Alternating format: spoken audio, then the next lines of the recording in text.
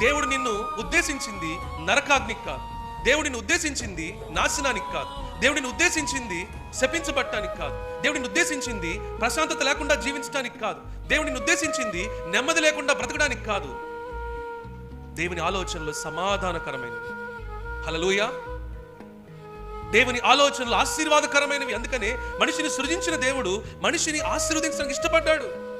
దేవుని సంతోషములో దేవుడు చేసేది ఏంటి అంటే ఆశీర్వాదము. దేవునికి సంతోషం కలిగినప్పుడు దేవుడు ఆశీర్వదిస్తాడు. మనిషిని చేసినప్పుడు దేవునికి సంతోషం కలిగింది. ఎందుకంటే ఆ మనిషి ఆయన సారూప్యంలో ఉన్నాడు. ఆయన సారూప్యంలో చూసుకున్నాడు దేవుడు. ఆయన సారూప్యంలో ఉన్న మనిషిని చూసి దేవుడు మురిసిపోయాడు. ఆయన సారూప్యంలో ఉన్న మనిషిని దేవుడు ఆశీర్వదించడానికి ఇష్టపడ్డాడు. వీళ్ళు అభివృద్ధి చెందాలి, వీరు విస్తరించాలి, వీరు భూమిని నిండించాలి, వీరు ఫలించాలి, వీరు భూమిని లోబరుచుకోవాలి.